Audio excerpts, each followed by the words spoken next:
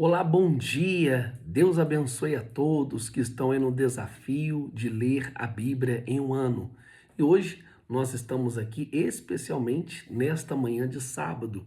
Não é do nosso costume, mas como nós estamos num desafio firme de ler a Bíblia em um ano, nós vamos ter que começar a ler também aos sábados e também aos domingos e vai ser algo glorioso. E eu quero dizer para todos vocês que o livro de Salmos nós vamos ler 6 capítulos. Então, conforme a necessidade, nós vamos aí continuar os 6 capítulos ou até mesmo aumentar os 6 capítulos da Bíblia, devido aí o tempo é curto, faltam 6 meses para esse desafio de ler a Bíblia em um ano. Então, nós vamos ler aí, leia os 6 capítulos e eu vou compartilhar esta explicação com todos vocês, tá certo? Deixa eu realizar aqui uma oração para a gente começar hoje os 6 capítulos que nós vamos ler aqui de Salmos. Vamos orar. Ó Deus amado e querido, nós nos colocamos na tua presença nesta manhã de sábado e fazemos isso de todo o nosso coração. E viemos pedir que o Senhor venha dirigir e abençoar esse devocional. Fala com o teu povo, fala conosco, que venhamos ser o canal da bênção, que venhamos ser, meu Deus, a bênção, boca do Senhor para todas essas pessoas. Amém e graças a Deus. Glória a Deus. Vamos lá então.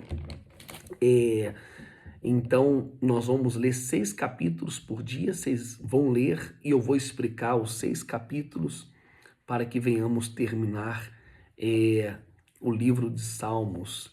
Este livro de Salmos, que é o livro aí mais conhecido da Bíblia, né? Então, a instrução, vamos falar aqui da instrução do maior livro e o mais lido e valorizado. Então, em toda a Bíblia, nós temos situações que também fala no Novo Testamento, em vários e vários salmos. Então, vai ter passagens bíblicas no Novo Testamento que vai estar falando acerca dos salmos. Então, nós vamos ver que até mesmo nos primeiros séculos, por exemplo, Eusébio e Agostinho e tantos outros, o pai da igreja, que fizeram comentários no livro de Salmos. Então você veja que é um livro muito conhecido, um livro, eu posso dizer também, gostoso de se ler. Então o livro de Salmos significa louvor e adoração. Então a palavra salmo no grego também significa bisalmos, que é um cântico ou um hino que deve ser cantado acompanhado por um instrumento. Olha que coisa gloriosa. Então, o livro de Salmos, no hebraico, traz aqui a ideia de louvores. Então, o livro de Salmos é uma coletânea escrita por vários atores, ou um autor, né? O mais conhecido que escreveu o livro de Salmos foi Davi. Então, mas nós temos também Moisés, Asaf, nós temos o rei Salomão, nós temos os filhos de Corá, que também escreveu o livro de Salmos. Muito forte, né? Então aqui esse livro de Salmos aqui, outros mais. Então a maioria, as pessoas falam aqui que a metade do livro de Salmos foi da autoria do rei Davi, glória a Deus. Então isso aqui é muito forte, né? Então, como que nós podemos dividir o livro de Salmos? O livro de Salmos pode ser dividido assim, do capítulo 1 até o capítulo 41.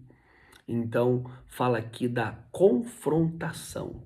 Do capítulo 42 até o capítulo 72, da comunicação. Olha que coisa forte, né? Do capítulo 73 até o capítulo 89, então fala da devastação. Então, do capítulo 90 até o 106, fala do amadurecimento. E do capítulo 7 até o 150, fala dos salmos da consumação. E como é feita essa divisão, pastor? No final de cada salmo, nós temos aqui eu posso dizer assim, uma forma de render graças e glórias a Deus. Então, no final de cada salmo é dito aqui um ritmo para que a gente possa fazer esta categoria. Exemplos de alguns, os salmos também são hinos de louvor. Capítulo 8 e o 137 e o 150, nós temos aqui esses salmos, né? Salmos de louvor. Nós temos aqui os salmos de penitência, que é o Salmo 38, o Salmo 51. Então, é o salmo de penitência que nós temos aqui neste salmo. De sabedoria, Salmo 1, que nós vamos iniciar daqui a pouco, e fala aqui sobre o rei de Israel, aponta aqui para o Senhor Jesus, o grande rei.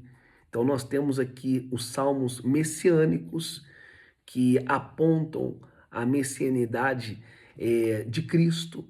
Nós temos aqui também o Salmo 35, o 69, o 137, que pede aqui o julgamento de Deus sobre os inimigos do salmista Davi. Olha, poxa vida, nós temos muito que aprender aqui no livro de Salmos, mas muito, muito mesmo. Então, o Salmo de Lamentos 3, 4 e 6, que é um tipo de lamento que, ao determinado o estado e uma condição da pessoa. Nós temos aqui o Salmo de 120 e o 134, o Salmo de Romagi, é um grupo de 15 salmos, e eles têm canções adequadas para os peregrinos que, quando saíram de Jerusalém, ou que saíam de suas casas e iam para a casa de Deus, no caminho eles cantavam este hino. Então, o Salmo, nós vamos mergulhar aqui no livro mais conhecido da Bíblia, o livro mais fácil de ler. Por que o livro mais fácil de ler? Porque nós somos acostumados com ele. Então, cita no Novo Testamento, cita no Velho. Então, o livro de Salmos é o livro mais lido e o mais conhecido da Bíblia. Então, o Salmo 1 parece que é a introdução do livro inteiro de Salmos. Quando a gente lê o Salmo capítulo 1, é introdução. No versículo 1, aqui no versículo 1 do capítulo 1 de Salmos, diz assim: como é feliz aquele que não segue o conselho dos ímpios e não imita a conduta dos pecadores, nem se assenta na roda dos zombadores. Então está falando aqui o capítulo 1, no versículo 1, do ímpio e do justo, o justo e o ímpio. Então a palavra de Deus aqui está definindo esses dois grupos, né? Então, no versículo 1, não tem um autor definido, e aqui, como nós não temos o autor definido, a tradição que quando não tinha um autor definido, então era Davi que escreveu, amém? Da autoria para Davi. Então ele estabelece aqui um contraste, o Salmo 1, né, entre o justo e o ímpio.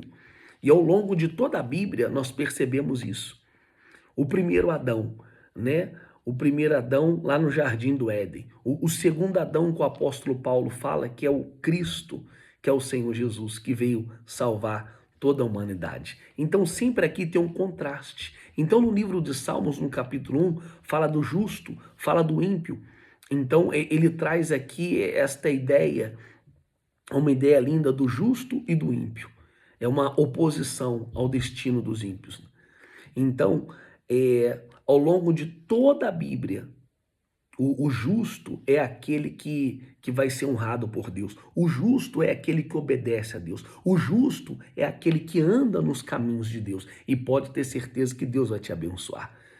Pode ter certeza que nós vamos também colher na eternidade, né? Por isso que nós temos que ser justo, andar nos caminhos de Deus, que nós vamos ser honrados. Pode ter certeza. Então, tá aqui que fala do justo e do ímpio. Você sabe que Asaf, ele comparou a vida dele com a dos ímpios. Nós vamos chegar lá no Salmo 73, nós vamos falar de Asaf. Mas aqui no Salmo 1 é uma introdução de todo o livro de Salmos. E é muito interessante porque ele mostra aqui o caminho do justo e o caminho do ímpio. Então, se eu puder te dar um conselho, aqui lendo aqui o Salmo 1, para você trilhar o caminho da justiça. Trilhe o caminho da obediência, porque o ímpio, você pode ter certeza que o caminho do ímpio é destruição. O caminho do justo leva à paz, à prosperidade, mas o caminho do ímpio é triste, né? Então, pode ter certeza, se você está sendo justo, Deus ele vai te honrar. E a bênção do Senhor vai chegar na sua vida, na sua casa. Então, aqui no Salmo 1, nós vamos refletir aqui esta associação que Deus ele faz ao justo e ao ímpio. Então, no Salmo 1, a importância da gente meditar na palavra de Deus. Meditar não é só ouvir. Meditar é você ouvir e praticar a palavra de Deus. Você está ouvindo, você está meditando e você está praticando. Então, Deus é o Todo-Poderoso. Então, esse aqui é o segredo do salmista.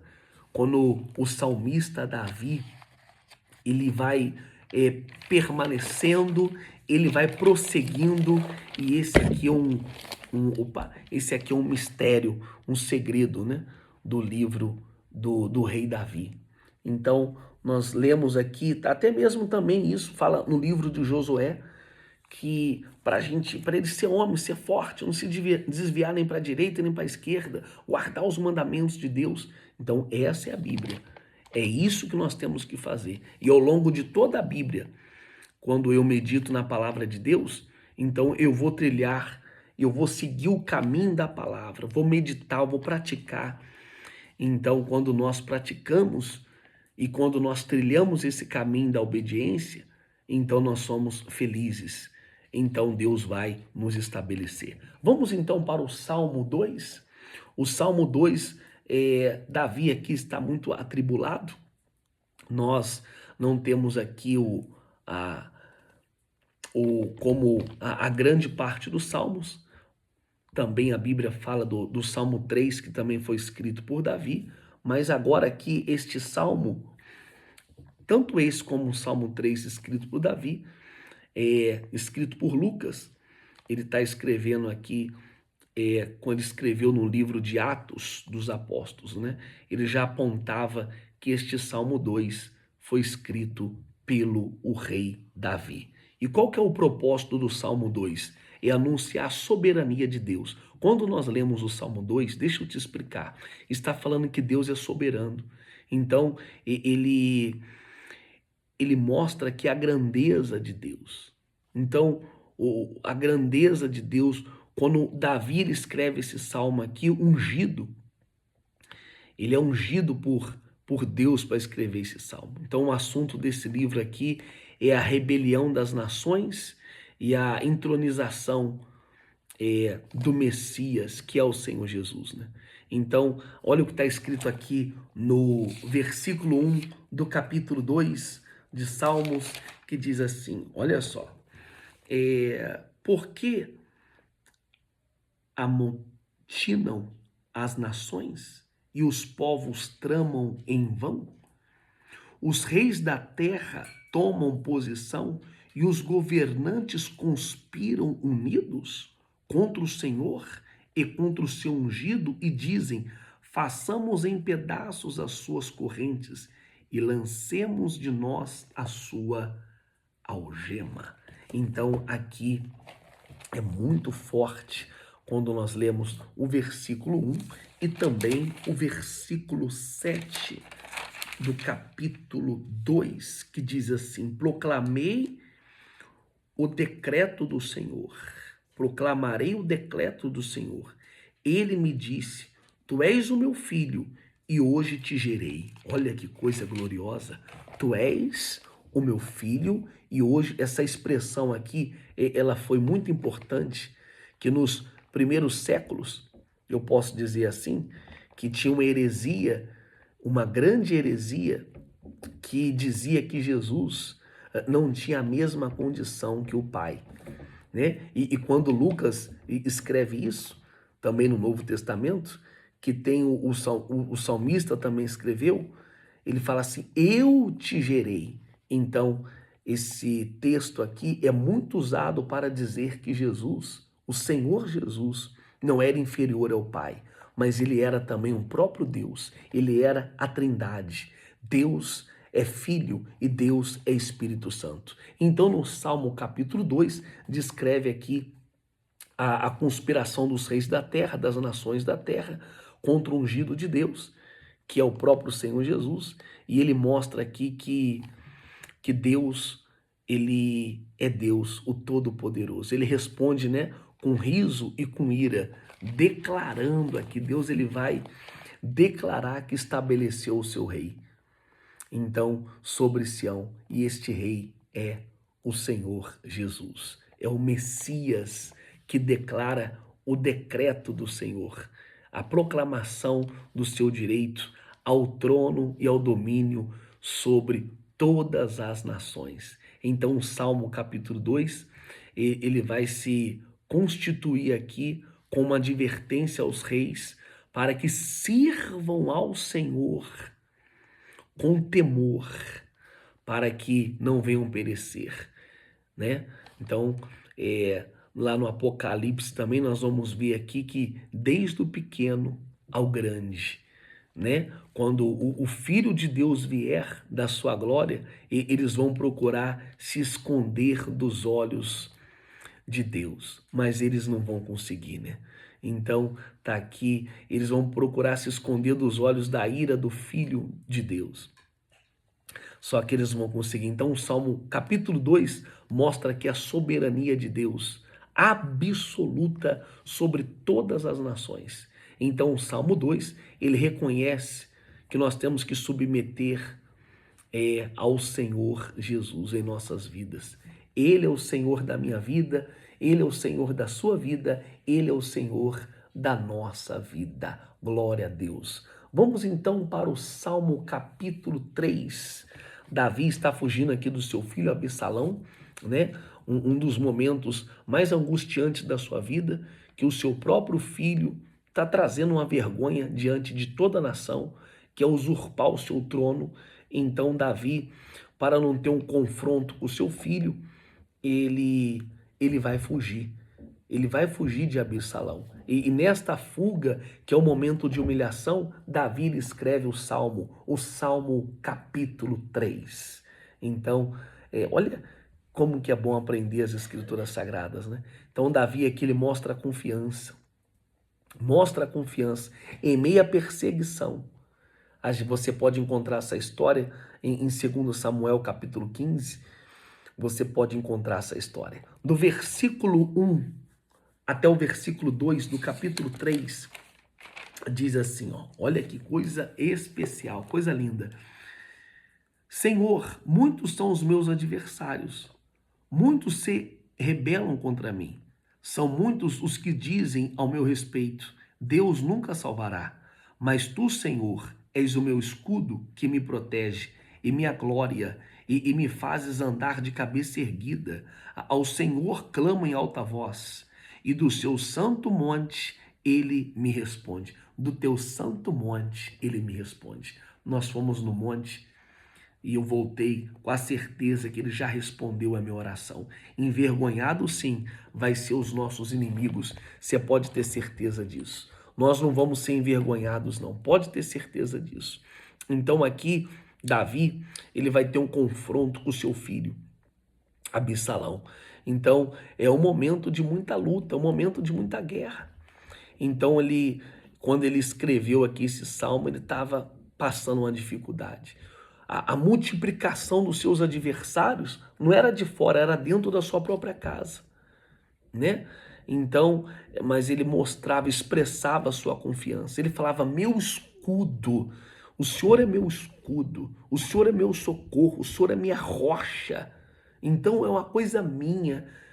Tem pessoas que quando falam com Deus parece que é tão longe, tão distante, mas Davi, o Senhor é meu escudo, o Senhor é minha rocha, o Senhor é meu Deus.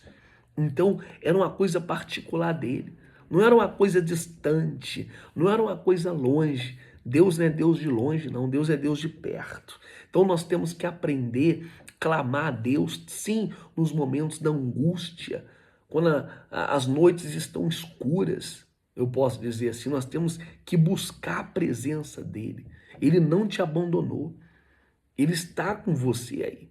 Então, o Senhor Jesus, ele está pronto para te ajudar. Então, o que eu aprendo aqui no Salmo, no capítulo 3, que nós temos que clamar a Deus no meio da dificuldade. Vamos para o capítulo 4, Salmo capítulo 4, que tem aqui um propósito de buscar o alívio e a paz de Deus. Então, também escrito por Davi, ele está buscando o alívio e buscando a paz. Então, no capítulo 4 diz assim, o salmista Davi, olha que coisa gloriosa. Responda-me quando clamo, ó Deus, que me fazes justiça. Dai-me alívio da minha angústia, tem misericórdia de mim e ouve a minha oração. Aqui ele estava buscando alívio. Então, no momento de angústia, Davi, ele não vai buscar remédio, uma terapia, não que seja errado, é pecado, não. Mas Davi aqui, ele buscou a Deus. No momento da angústia, Davi, ele se rendeu ao Senhor. Então nós temos que aprender a buscar a Deus também no tempo da angústia. Você sabia que tem pessoas que no tempo da angústia, ela se isola, ela se afasta da presença de Deus. É aí que você tem que buscar.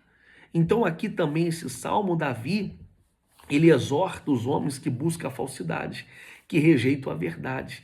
Davi exorta aqui a meditação silenciosa. Então ele mostra aqui a confiança no Senhor. É claro. Então, aqui do versículo 4 até o versículo 5, diz assim: quando vocês ficarem irados, não pequem.